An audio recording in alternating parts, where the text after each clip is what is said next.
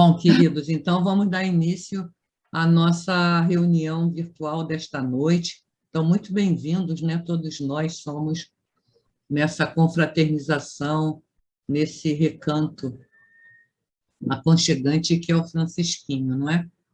E todos amigos, todos irmãos em Cristo. E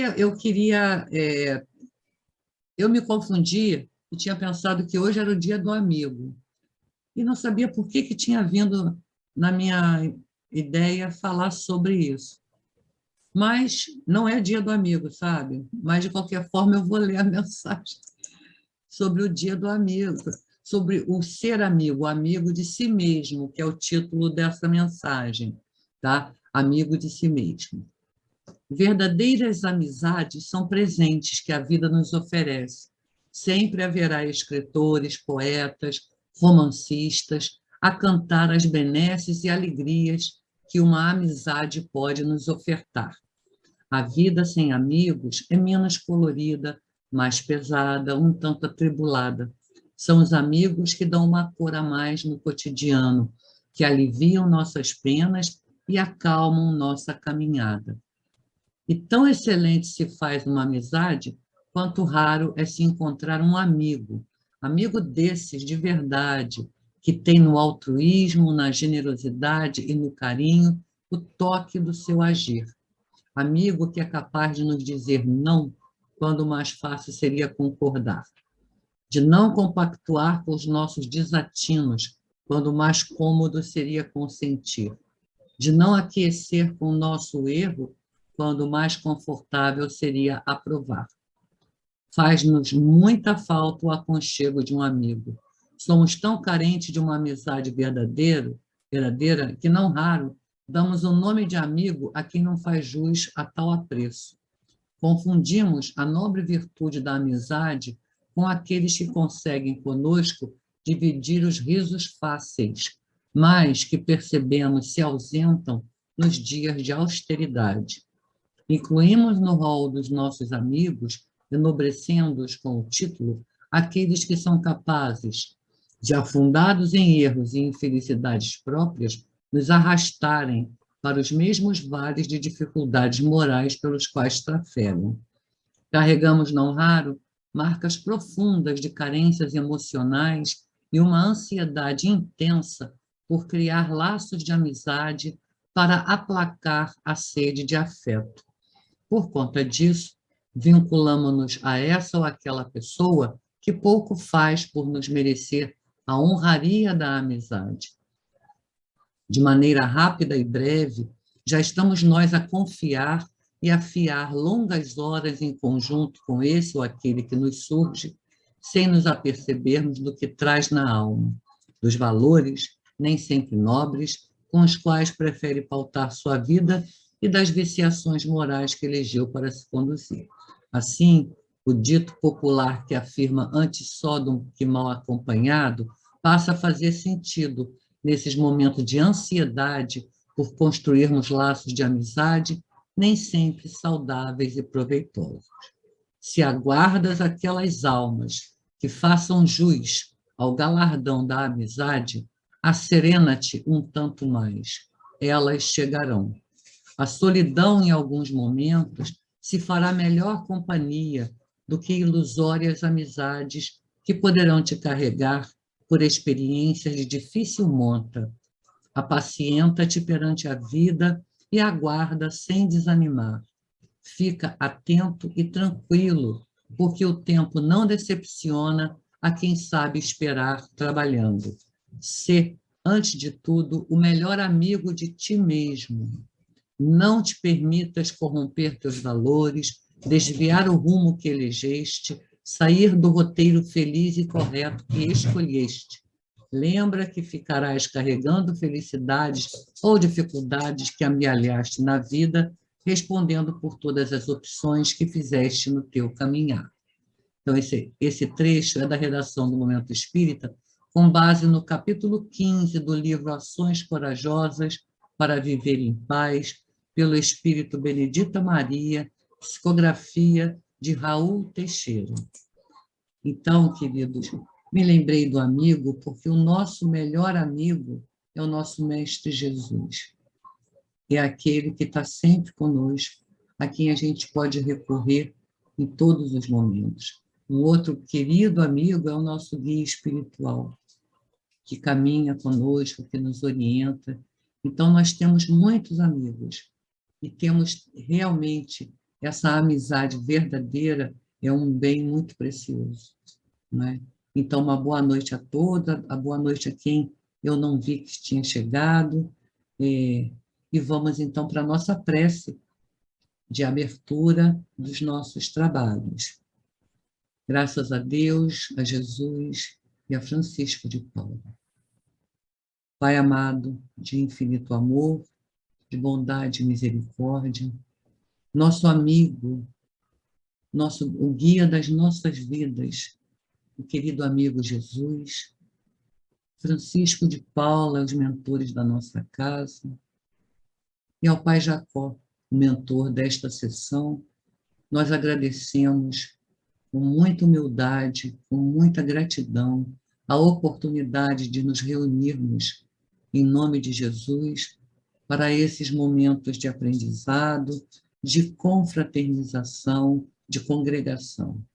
Que a tua paz, Senhor, nos envolva em nossos lares, que a luz do teu amor aqueça nossos corações e ilumine as nossas mentes para que possamos compreender e apreender tudo aquilo que o nosso irmão, que fará a exposição desta noite, nos tem a dizer. Que os nossos bondosos amigos espirituais e o seu guia espiritual orientem nosso irmão Paulo para que sua exposição seja proveitosa para todos nós. Muito obrigada, Senhor, por estar sempre conosco. Graças a Deus, a Jesus e a Francisco de Paula. Pedir a nossa irmã Denise, por favor, para fazer a leitura de um trecho do Evangelho.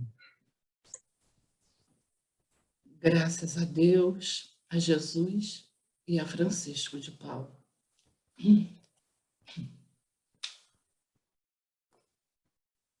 No capítulo 5, Bem-aventurados os aflitos.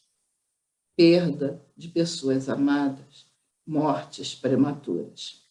Quando a morte ceifa as vossas famílias, arrebatendo sem restrições os mais moços, antes dos velhos, costumais dizer: Deus não é justo, pois sacrifica um que está forte e tem grande futuro e conserva os que já viveram longos anos cheios de decepções, pois leva os que são úteis e deixa os que para nada servem, pois despedaça o coração de uma mãe, privando-a da inocente criatura que era toda a sua alegria.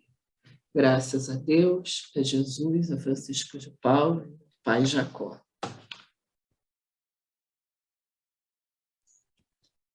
Então, em nome de Deus, de Jesus, de Francisco de Paula, em nome do Pai Jacó, nós damos por iniciados os nossos trabalhos desta noite e vamos passar a palavra, então, ao nosso irmão Paulo, que vai falar hoje sobre o Livro dos Espíritos, né? A conclusão, são os últimos incisos. Muita paz, muita orientação, meu irmão. Boa noite, obrigado pelo convite. Vejo aqui muitos corações amigos. Boa noite para todos. E como é honra de encerrar, né? É uma epopeia que é o Livro dos Espíritos. Eu digo porque ele muda corações, muda mentes, e, de certa forma, a sua leitura sempre leitura e releitura, sempre vai trazer para nós algo a acrescentar. Eu revivo Às vezes, lá atrás, a felicidade e o descortinar para mim essa doutrina, essa filosofia, essa ciência e essa religião. Vamos lá, né? Lá no capítulo 7 da conclusão, essa conclusão um pouco extensa, mas dá um fechamento maravilhoso, Kardec nos fala que o espiritismo ele se apresenta sob 3 aspectos diferentes. O fato das manifestações, os princípios da filosofia e moral que decorrem. E aí ele começa como se fosse um desdobramento de um triedo, né? Então ele começa assim: existem aqueles que creem nas manifestações e se limitam a comprová-las.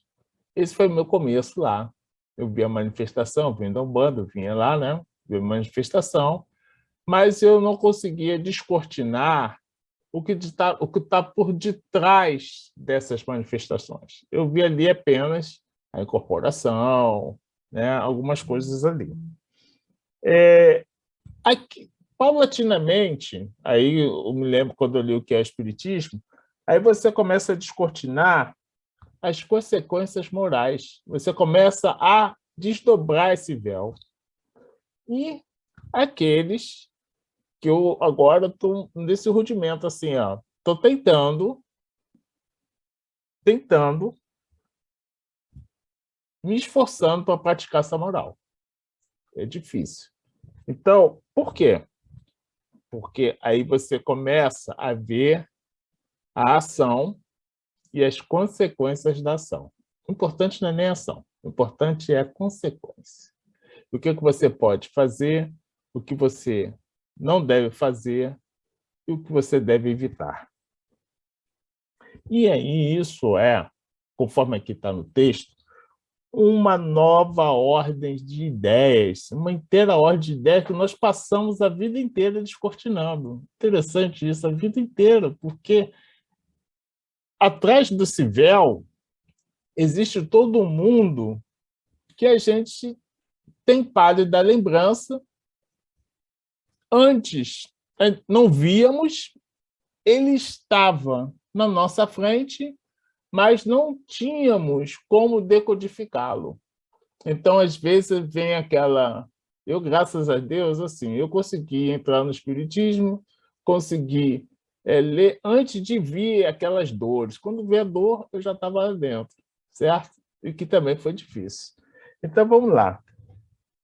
E quando você começa a compreender que essas modificações, essas ideias, ela se dá exclusivamente num único sentido, que é o sentido divino, o sentido que Jesus nos aponta e sempre apontou, e outras religiões também, mas só que às vezes elas ficam mescladas no ocultismo, elas são, muitas das vezes, são ocultas ao homem comum, então você fica só como, depois da morte, Leon Denis fala, existe uma parte esotérica e uma parte exotérica.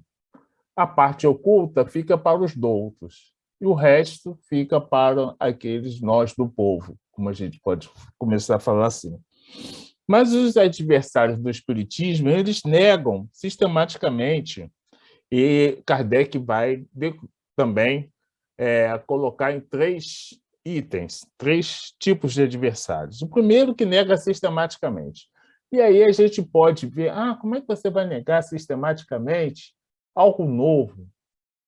Bem, não precisa ir muito longe. A gente pode ver ali as discussões que nós tivemos entre tomar vacina, não tomar vacina e outras coisitas mais que não cabe aqui nós aprofundarmos. Mas nós podemos ver essa oposição. Imagina essa oposição em 1857, na data do lançamento. E se recusa a ver e muito menos se aprofundar. Então, você está vendo, descortinando uma série de coisas ali na sua vida, às vezes, que eu já tive relatos de pessoas que não são adeptas do espiritismo, mas que tiveram experiências espíritas, que a gente pode classificar, e negam até hoje a existência. Eu conheço uma que foi no Tupiara, se curou, e ela fala que foi um deslize da parte dela, mas ela saiu curada de lá. E outros também. Então, mas são aqueles incrédulos de opinião formada, diz aqui o texto. No segundo, que eu acho que é até mais grave, é o seguinte: você sabe muito bem da realidade dos fatos, mas combate o espiritismo por interesse pessoal. Tá? Você está ali ocultando a sabedoria, ocultando o descortinamento de nova ordem de ideias, à guisa de um controle, à guisa de um domínio, às vezes pessoal, ou interesseiro, ou outras coisas mais, e mantém muitas pessoas na ignorância. E a gente pode traçar um paralelo quando você impede uma pessoa de estudar. Isso era muito comum entre as empregadas domésticas, que eu escuto relatos, às vezes, lava-abrigo. Ah, não estuda não, besteira. Pô, coisa, você não pode estudar. Né? Isso era muito em voga. Né? Então, as missas eram em latim, as mulheres recuando até atrás, ali em tempo de 1500, 1600, elas não podiam ler o Evangelho, tá? Elas não tinham acesso, e o povo também, a gente pode ver isso nos escritos de Teresa d'Ávila, o povo também era impedido de ler, um homem comum, e só quem poderia ler o Evangelho, quer dizer, desculpa, a Bíblia, né, no caso, era um homem era um homem que não era casado, digamos assim, tá bom? Grosso modo. Então, toda essa outra parte era ocultada do povo. Então, o povo ficava ali naquela fase da ignorância. Aqueles que tinham manifestações eram eliminados, porque chamavam a atenção. Principalmente as mulheres de efeitos físicos eram queimadas à guisa de bruxas, aquelas que profetizavam, porque chamavam a atenção para um outro olhar, um outro mundo que não aquele que estava ali, que não aquele que era oferecido para as pessoas, para a sociedade em geral. E os terceiros, né?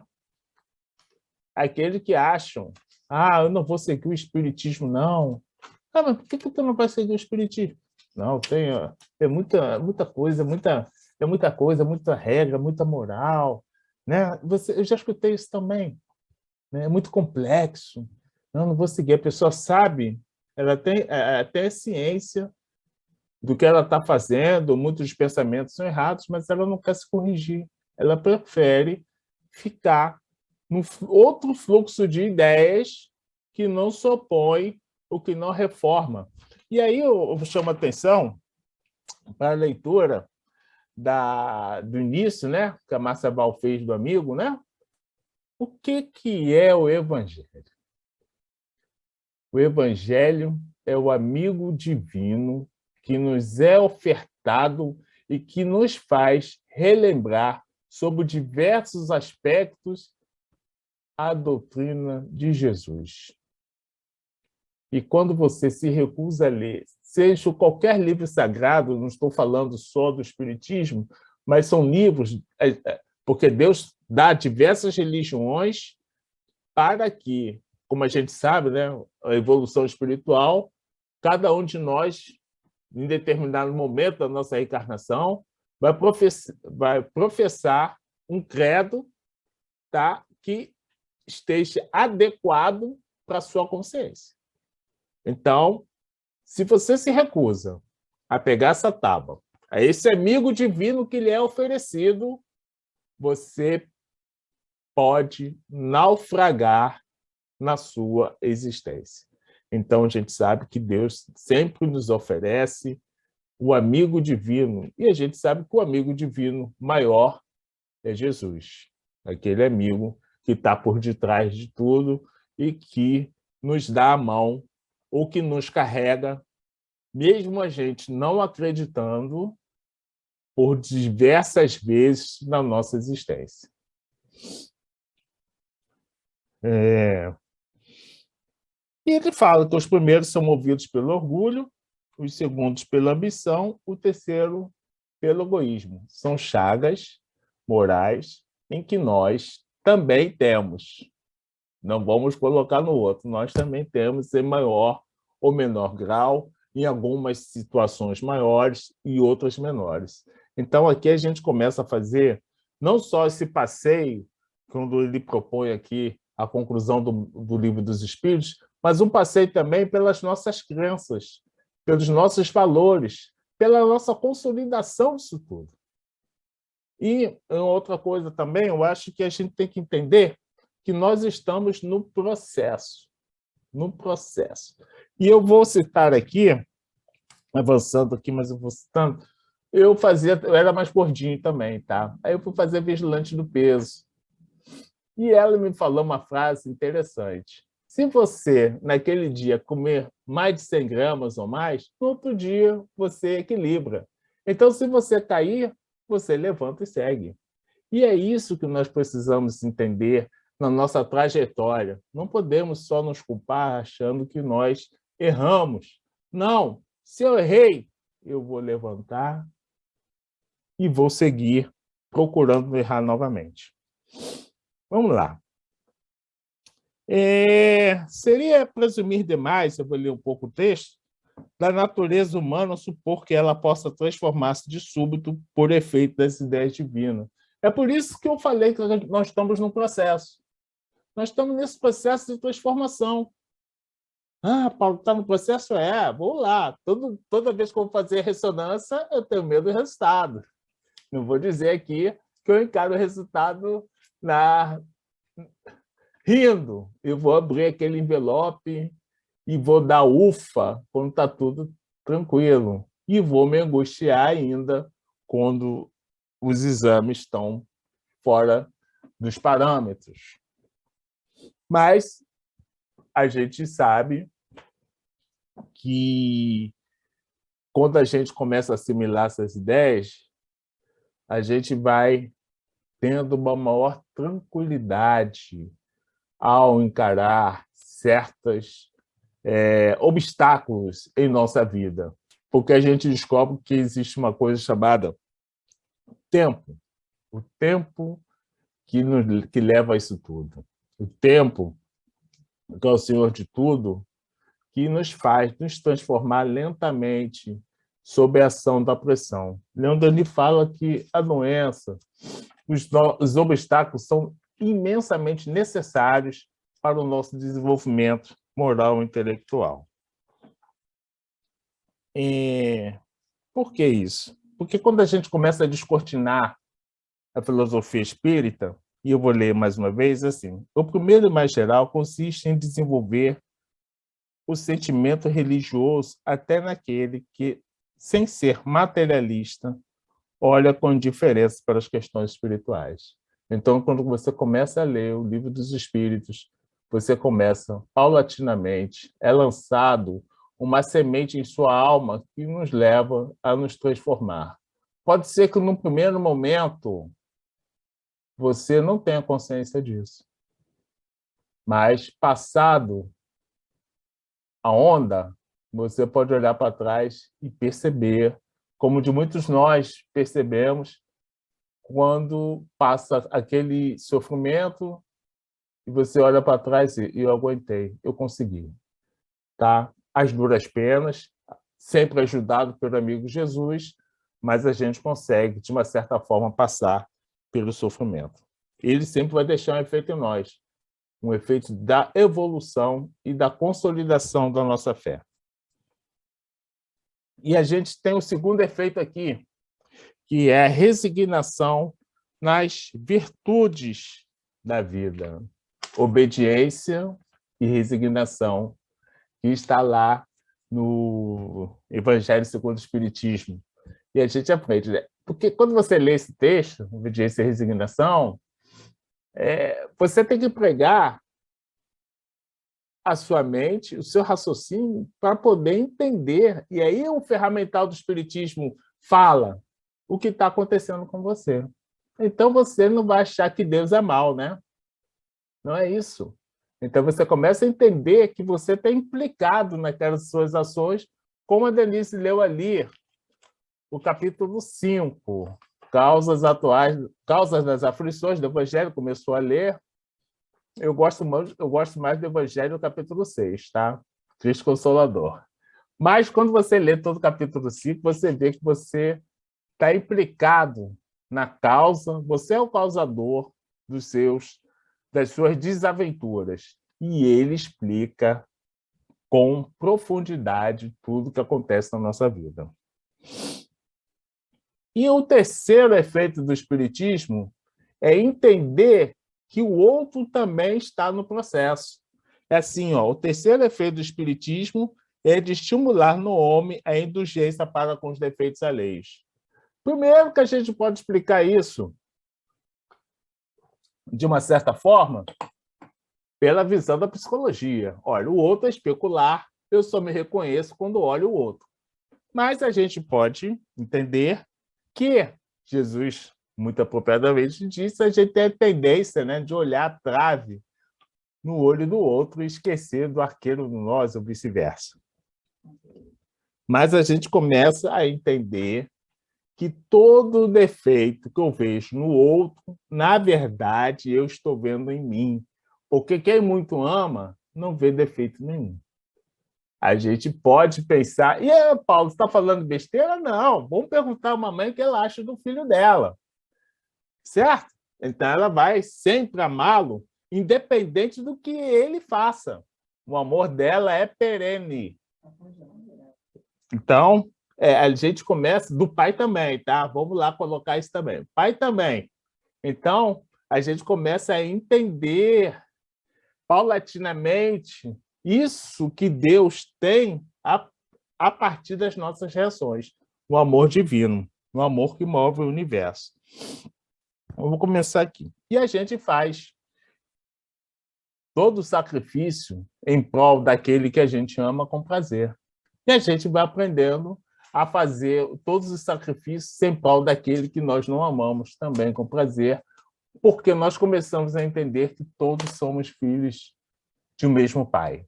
E que se eu hoje estou nessa posição, eu não sei se amanhã estarei, mas como foi um processo comigo, acontece também um processo com outro também, com outro meu irmão. E nem sempre eu compreendi coisas que minha mãe falava ou meu pai falava.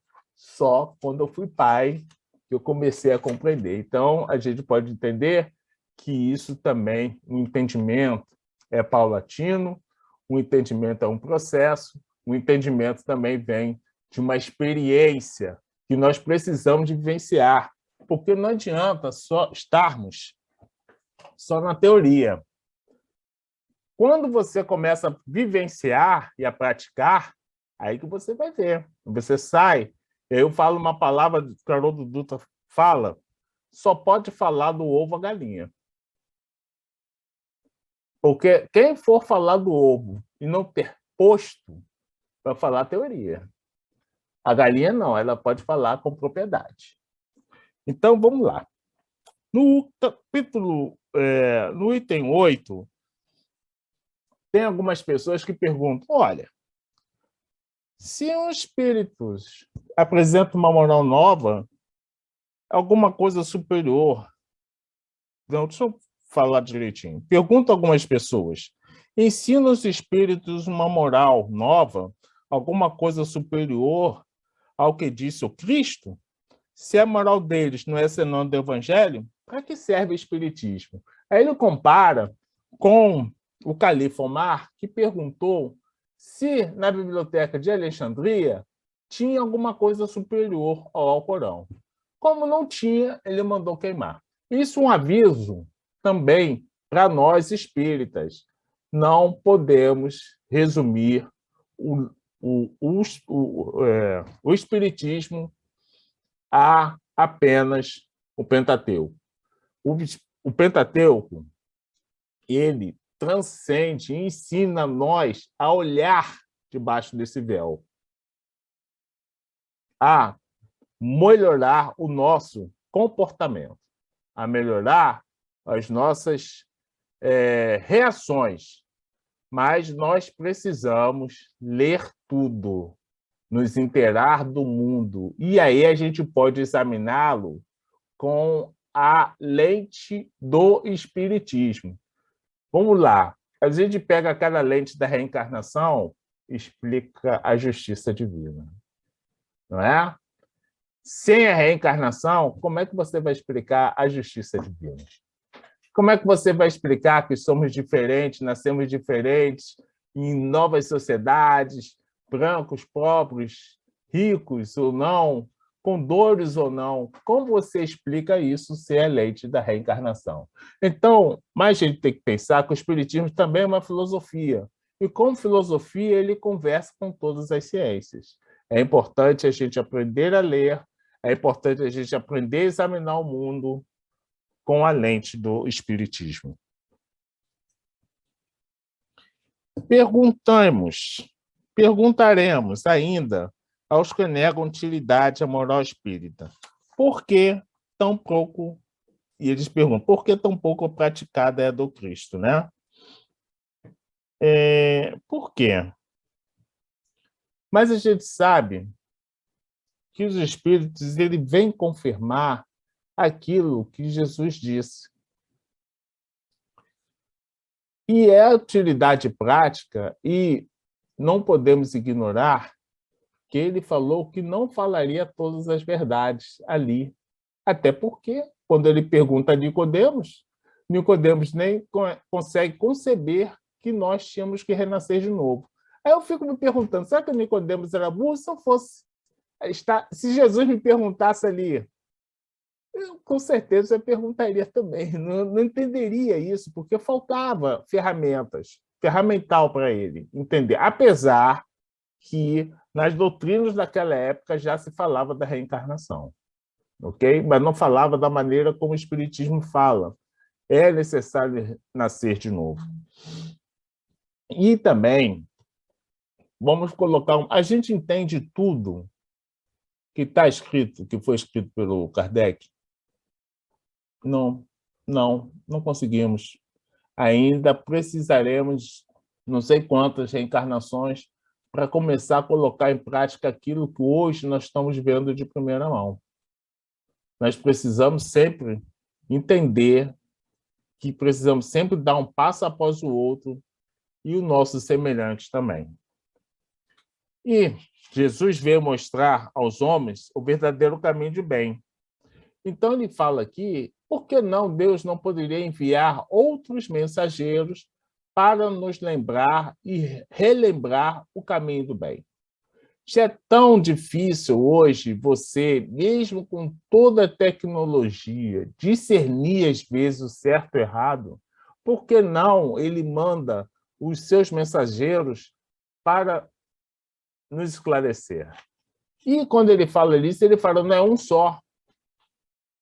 São os espíritos das diversas matizes, nos diversos graus de conhecimento em que vocês vão ter e terão contato. É a luz que surge em toda parte. E aí ele fala, a invenção do microscópio, o telescópio que nos revelou milhões de mundos, o Espiritismo nos revela uma outra realidade. Basta abrir os olhos e abrir seus ouvidos. E também, conforme as descobertas científicas que começam o universo, e a gente pode pegar o exemplo com Hubble e pegar o exemplo com James West.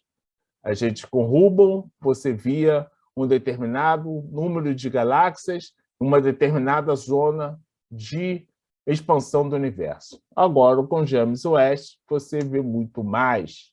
Você vai retroceder mais ainda a idade do universo, presumida do universo. E se você colocar um outro telescópio mais potente, mais de 1 milhão de quilômetros depois, com certeza você vai ver um outro mundo, um outro descortinar. É a mesma coisa que se dá no mundo microscópico, em outros mundos, ondas eletrônicas e dentro de nós. Está aí Joana a nos falar. Outra coisa também que a gente pode colocar aqui, eu vou falar aqui, que o espírito Kardec, lá em Obras Póstumas, quando eu estava falando com a Márcia, ele recebeu aqui a primeira notícia de uma nova encarnação. Ali, o espírito esclarece para ele que ele veria o descortinar de uma nova aurora, como ele viu, mas que ele teria que retornar para fechar essa parte do espiritismo, porque muitos ainda não compreenderam e não compreenderiam que a aurora do espiritismo não transformaria momentaneamente a humanidade. Ela seria paulatina. E é isso que ocorre hoje. Paulatinamente, nós espíritas estamos nos transformando. Imagine outras pessoas. E aí eu chamo a atenção, e a gente pode ver, antes de chamar a atenção para isso, é o seguinte: a gente começa a perceber, lá no Céu e Inferno, ou a Justiça Divina segundo o Espiritismo, as penas futuras. A gente vê na Gênese o descortinar de novos mundos, aprende a admirar a obra do Criador. Ela mostra no Céu e Inferno, na segunda parte, os inevitáveis efeitos do mal e do bem, da necessidade dos espíritos. Eles chamam os espíritos para entrevistam, eles vão descortinando ali o que eles fizeram, e a gente vai tendo ali uma primeira visão do que é os outros planos espirituais, do que é a felicidade ou a desgraça de ter seguido o caminho errado, e quanto custa, e a ciência de você ter de seguir o caminho errado do lado de lá. Porque enquanto a gente estiver aqui, a gente ainda pode mudar. Mas se você estiver lá do outro lado, você vai encarar muito grandemente as consequências da sua ação. E ele mostra aqui. E quais são os benefícios da revelação espírita? Bem, um pouco dos benefícios é o seguinte: ele desvia do mal muitas pessoas do mal, impede muitas pessoas de cometerem suicídio, e eu posso falar disso do Rocha Lima, que foi o fundador do Frei Luiz, em que ele ia cometer suicídio junto com a sua esposa, e ele achou numa livraria Memória do Suicida, de Ivone Pereira.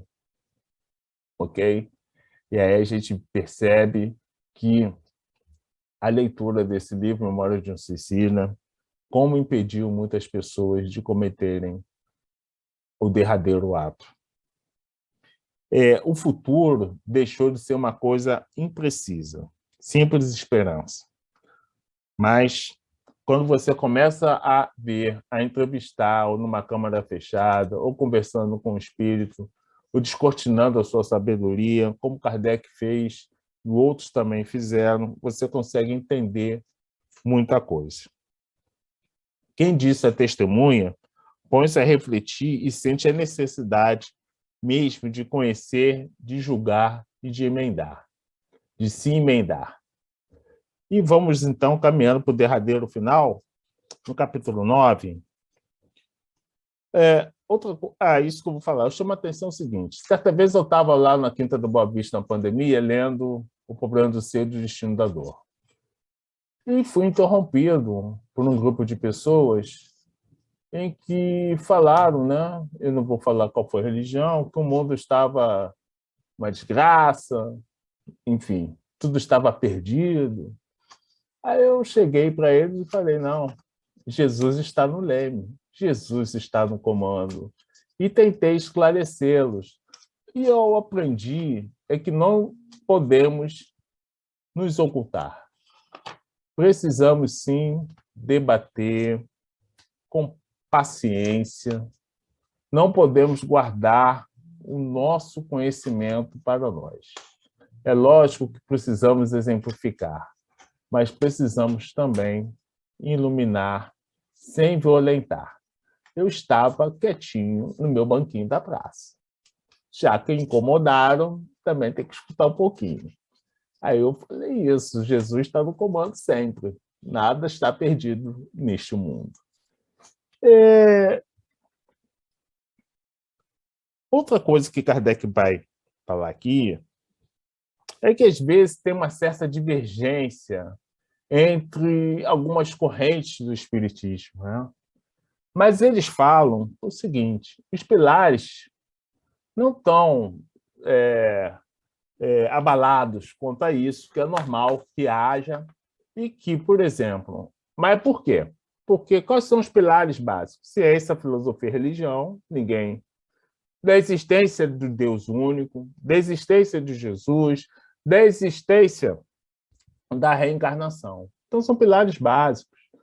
Se tem alguma divergência ou não, isso não abala a filosofia, a ciência e a religião espírita. A caridade, a nossa salvação, a prática da caridade. Então, isso não está... Se tem uma divergência entre eu e a Márcia, entre eu e o Antônio Porto, que se dá no terreno, às vezes, da ideia, não significa que é abalado todo o nosso conhecimento. Não, isso é normal.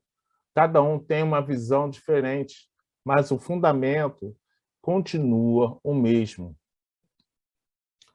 E eles falam aqui que nenhuma nuvem obscurece a luz pura. E a gente sabe que o tempo se encarregará de desvendar isso até para a gente mesmo, que impede nós de estarmos errados também. Há muitas partes controversas na ciência.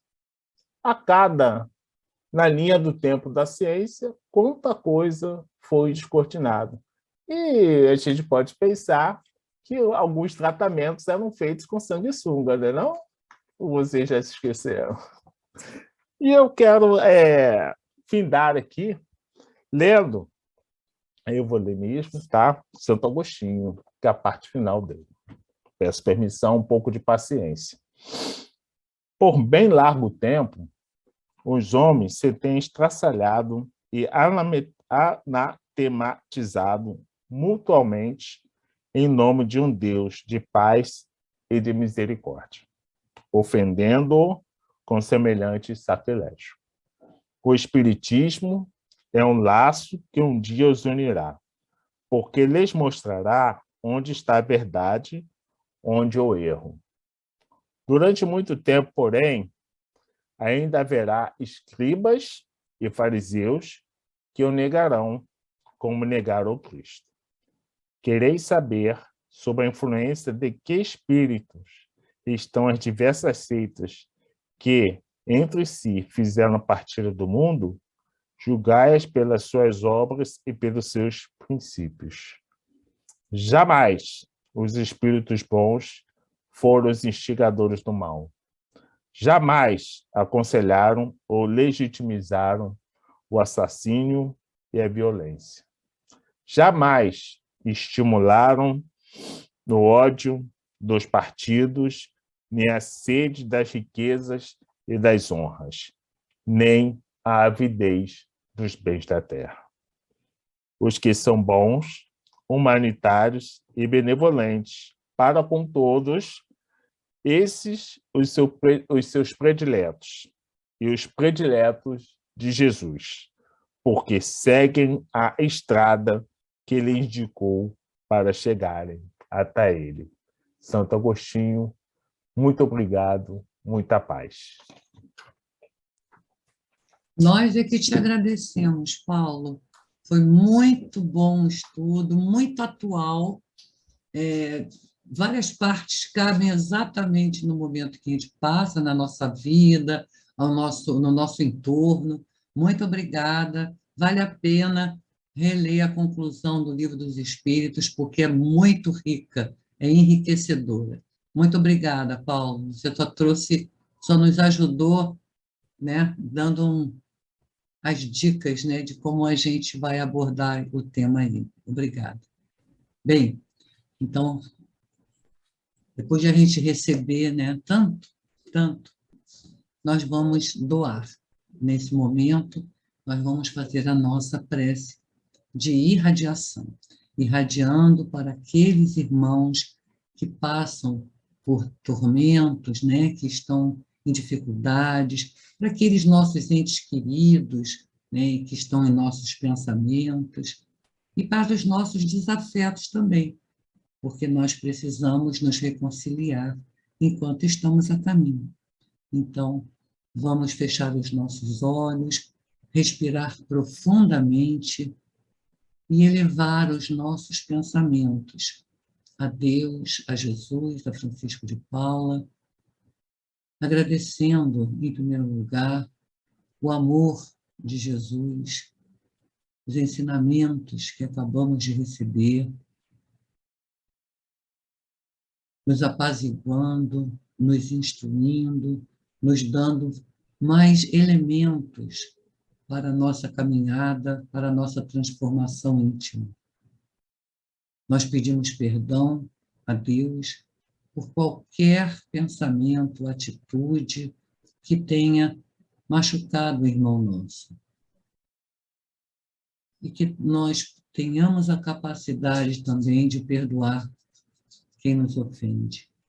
Que tenhamos o nosso coração limpo das mágoas, das aflições, das angústias, para elevar o pensamento a Deus e pedir por aqueles irmãos que estão em nossos pensamentos, em nossos corações, por nossos entes queridos, pedir por nossos lares, que haja muita harmonia no lar de cada um de nós, equilíbrio e paz. Nós pedimos por aqueles irmãos que passam por tormentos físicos e morais, estejam onde estiverem, estejam nas ruas, tratados com indiferença, com desamor, estejam nas prisões, nos hospitais, nas zonas de conflito, nos campos de refugiados, irmãos também tão invisibilizados. Nós pedimos por todos, Senhor, por todos os nossos irmãos, porque somos todos filhos do mesmo Pai.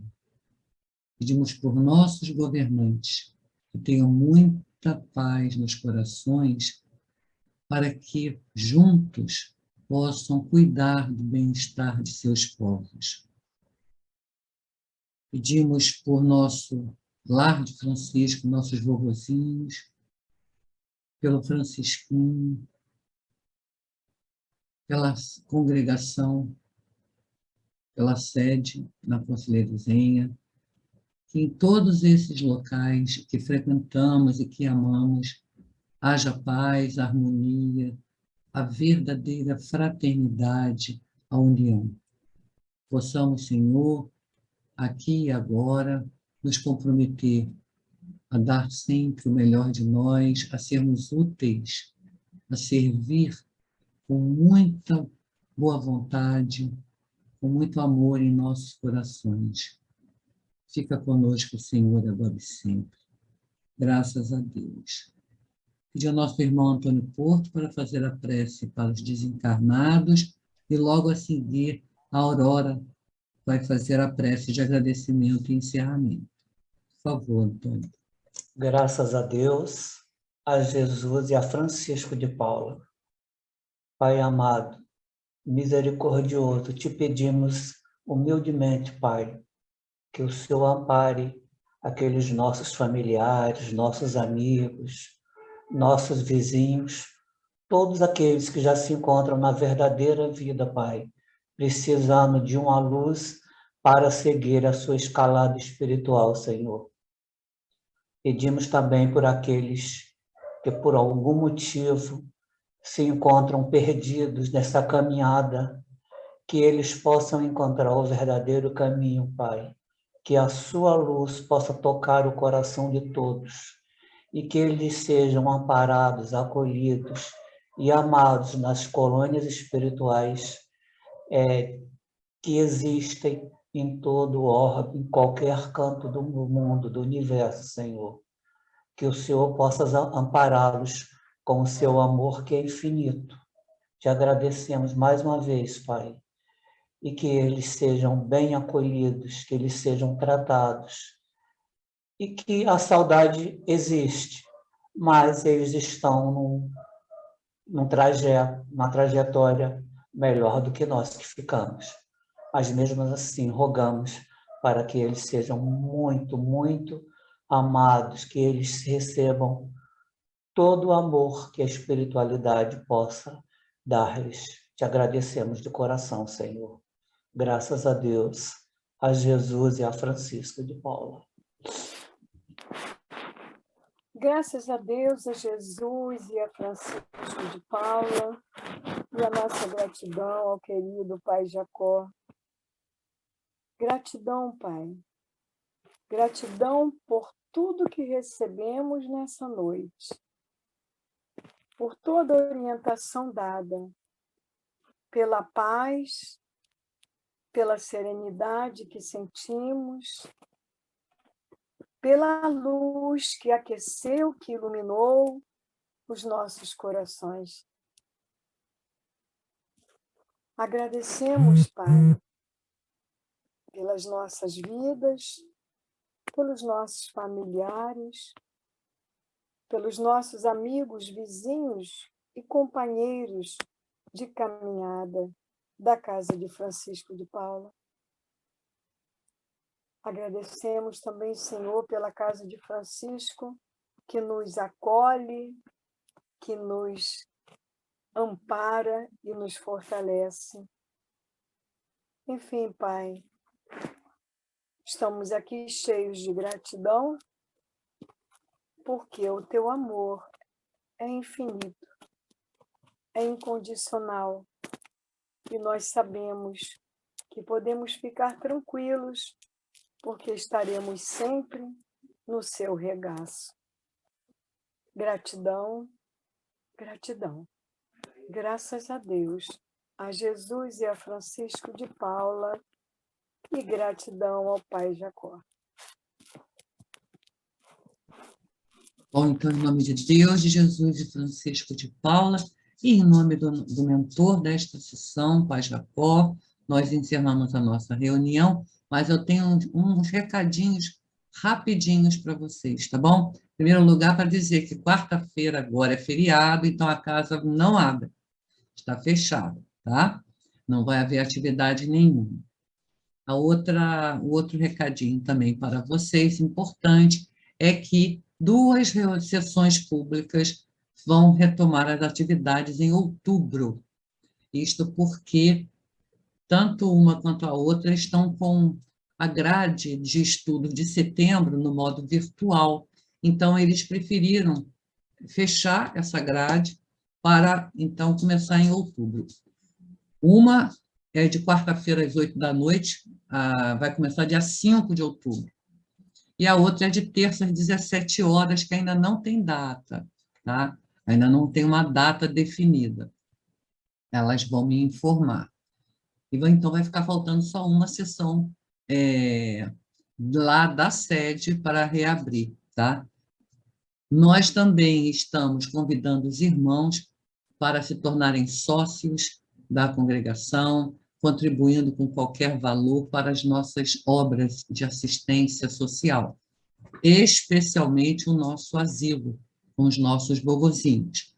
Os irmãos sabem, já devem ter visto em várias notícias, em várias reportagens, que a arrecadação de alimentos caiu assustadoramente em todos os lugares. Isso aconteceu também conosco.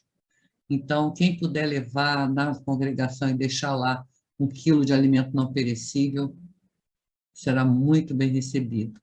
E também, ou então, se quiser fazer uma contribuição transferindo para uma das nossas contas, também agradecemos muito.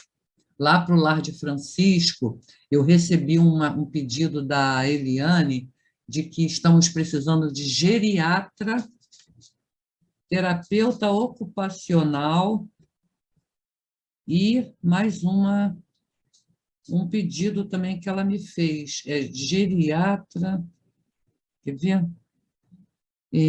Clínico geral, tá? Então, quem souber, quem tiver, ser voluntário lá, eles estão só com um médico para os vovozinhos, e aí não pode, né? A gente precisa senão ele vai sobrecarregar muito, vai desistir também, então a gente não pode deixar isso acontecer, né? E aí, quem puder também doar as fraldas, a gaze, algodão, por favor, fique à vontade. E, por fim, os nossos enxovais das nossas mamãezinhas, né? A maioria bem jovenzinha, adolescente mesmo. Quem souber de alguém e nessa situação que queira se cadastrar, é só ir terça-feira, de 2 às 5 da tarde, lá na congregação, se cadastrar. Ela se cadastra, leva a carteira de identidade, o cartão do SUS, e aí vai receber um enxoval. Quem puder ajudar também, levando roupinha de bebê, levando fralda de pano, né? Também agradecemos bastante. E é isso, pessoal. Muito obrigada, viu? Obrigada por me convidarem para dirigir a sessão. Adorei. É muito aconchegante essa turma. Muito obrigada.